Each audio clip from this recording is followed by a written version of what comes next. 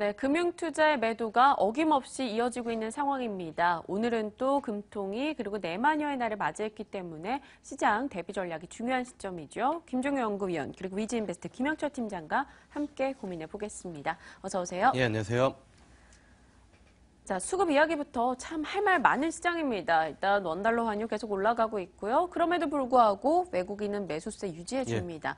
반면 금융투자는 좀 이상하리만큼 많이 팔아치우는데요. 어떻게 판단하시죠? 일단은 뭐 수급이 상당히 이제 좀 꼬여 있다라고밖에 네. 볼 수가 없거든요. 이제 보통 환율이 올라가면은 이제 외국인 쪽 매도가 나오면서 이제 환율이 올라가는 흐름들이 많이 나타나는데 사실 지금 같은 경우에는 강달러의 영향으로 인해서 환율이 위쪽으로 올라가고 오히려 이제 외국인 쪽 같은 경우에는 꾸준하게 매수를 해주다가 이제 매수를 잠시 이제 뭐 멈칫했다라고 표현하는 게 좀 맞을 것 같은데 그 반면에 보통 이제 뭐 매도세 기관 쪽 매도세는 투신이 주도를 했었는데 최근에 이제 금융투자 쪽에서 이제 계속 뭐 매도가 나오고 있고 뭐 지난 시간에도 간단히 코멘트를 드렸고 사실 뭐 이 증권가에서도 뭐 ETF 물량이다라는 중론이 이제 뭐 대세이긴 한데요. 어쨌든 수급 상황이 꼬여 있는 것은 맞다라고 이제 좀 보시면 좋을 것 같고 과연 이제 외국인들이 추가적으로 이제 들어올 것이냐 안 들어올 것이냐 그 부분들이 뭐 지수에 영향을 가장 많이 미치지 않을까 이렇게 좀 보고 있는데 근데 사실 뭐 지수가 오른다라고 해서 지금 뭐 시장에서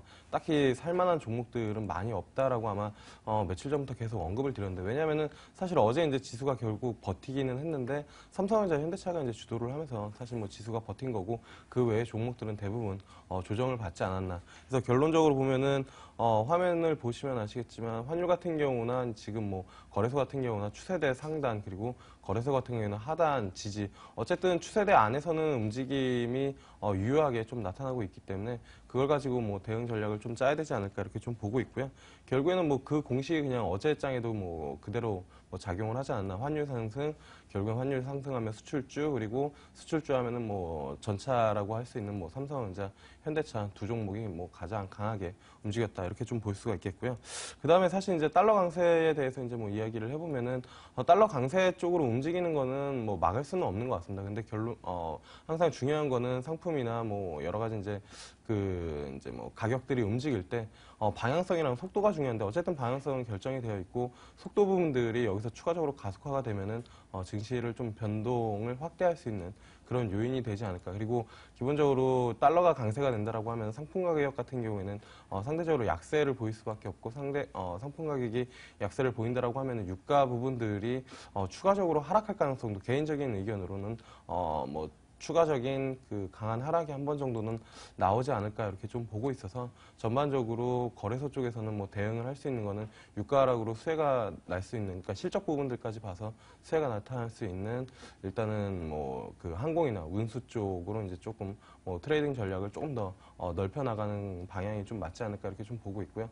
그다음에 코스닥 같은 경우는 뭐 한 3거래일 정도 조정을 받았는데 어쨌든 21선 부근에서는 반등이 좀 나왔다라는 부분들에서 추세가 깨지진 않았다. 이렇게 좀 볼 수가 있겠고 종목 같은 경우에 사실 외국인들이 매수한 종목들보다는 기관이 꾸준하게 최근 몇 거래일 매도가 나왔음에도 불구하고 종목별로는 기관이 꾸준하게 매수를 해준 종목 위주로 좀 대응을 하시면 좋지 않을까 이렇게 좀 말씀을 드릴 수가 있겠습니다. 네, 유가 하락 수혜주 그리고 기관의 수급이 살아있는 종목 위주로 관심을 높여보자 이야기 주셨습니다. 김 의원님 시장 판단 듣겠습니다. 오늘 이벤트 데이인 만큼 하나씩 한번 짚어주시죠. 뭐 만기 효과는 어제 일부 이미 나오지 않았나 생각하고 있기 네. 때문에 만기일은 좀 심심하게 지나갈 가능성이 있지 않나라고 보고 있고요. 오히려 만기일을 기점으로 기관들의 매물 압력이 줄어드는 상황에서 외국인들의 매수 강도는 계속 이어질지 여부가 핵심이 될 것 같습니다. 그래서 이 만기일을 중심으로 해서는 뭐 금리 결정에 따라 많은 것들이 변화할 수 있기 때문에 결론을 짓고 가기보단 실제로 변화하는 것을 확인하고 가는 것이 좀 더 순서가 될 것 같고요.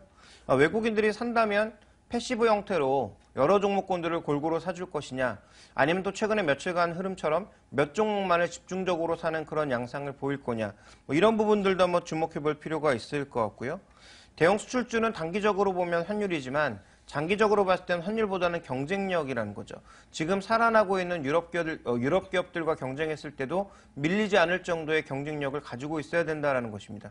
그러니까 결국은 모든 국가들이 지금 가격 가지고 환율 가지고 승부하고 있는데 우리도 이제 환율 가지고 승부를 계속 갈 수도 없고 가봐야 효과도 없다라는 거죠. 왜냐하면 한국 원화는 그 국제 금융시장에 뭔가 영향을 줄 수 있는 그런 결정력 있는 통화가 아니기 때문입니다. 그래서 우리나라가 금리 인하 해봐야 실제로 환율에 미친 효과가 없다라는 얘기도 그래서 나오는 거고요.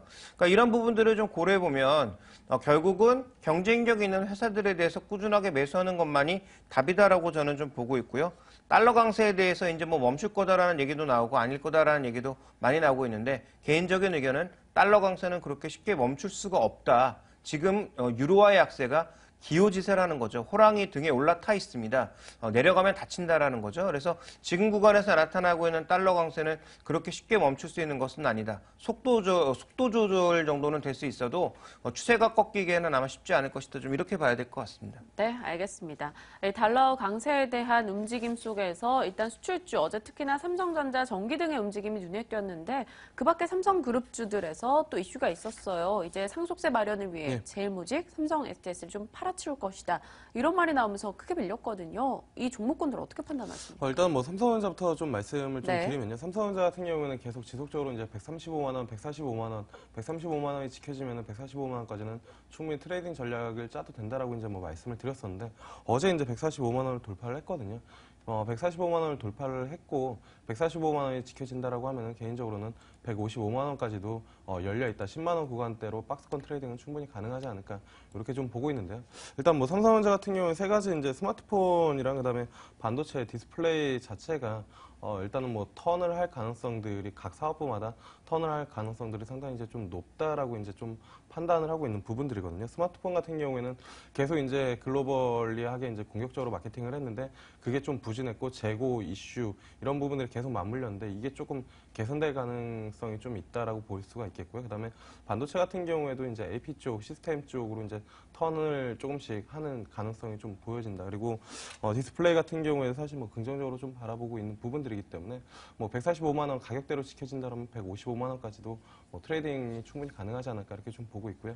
그다음에 이제 삼성전기 같은 경우에는 사실 뭐 최근에 삼성전기 주가 저점에서 상당히 많이 올랐습니다. 한 2배 정도 올라왔는데 삼성전기 차트 주봉으로 한번 시간 나시면 보시면 아시겠지만 2분기가 거의 피크입니다. 왜냐면은 삼성전자 글로벌 스마트폰은 보통 이제 3월달 그 CES에서 이제 출시를 2010년부터 계속 해온 흐름이고 그거에 대한 기대감 때문에 2분기까지 실적이 상당히 이제 뭐 1분기 대비 좋게 나오면서 그때가 거의 주가 피크였거든요. 그렇기 때문에 4월달까지 트레이딩 전략은 가능하지만 그 이상은 조금 뭐 모르겠다라고 말씀을 드리는 게 조금 더 맞을 것 같고요. 4월까지는 충분히 좀 가능하지 않나. 근데 주봉을 한번 보시면은 2분기가 거의 피크다라는 부분들은 꼭 염두를 해두시면 좋을 것 같고요. 그다음에 이제 중요한 거는 역시나 어제 뭐 그제 이제 뭐 지상파 뉴스에서 나와가지고 이슈가 좀 크게 됐었던 부분들인데 일단은 뭐 제일모직에 대한 관심을 꾸준하게 좀 가져야 되지 않나. 그래서 사실 뭐 주가 매력도라고 보면은 일단 뭐 삼성화재, 삼성생명, 그리고 삼성 SDS, 그리고 제일모직 이 순으로 가장 뭐 주가 매력도가 높지 않나. 그래서 제일모직 같은 경우에는 뭐 사업 자체도 4개 사업 부분들이 사실 뭐 시장에서 충분히 주력으로 밀 수 있는 그런 사업 부분들을 가지고 있기 때문에 제일모직을 탑픽으로 좀 가지고 있고 삼성 SDS 같은 경우에는 추가적으로 하락한다고 하면은 접근이 가능해 보지 않을까 이렇게 좀 보고 있습니다. 네, 알겠습니다. 상속세가 납부될 경우 삼성 SDS에 대해서는 지분 매각 가능성 있다라는 이야기입니다. 김 의원님도 한번 이 이슈에 대해서 간략히 한번 짚어주시면요. 핵심은 이겁니다. 단기적으로는 실적에 쫓아갈 가능성이 높기 때문에 네. 실적 중심으로 보시고요.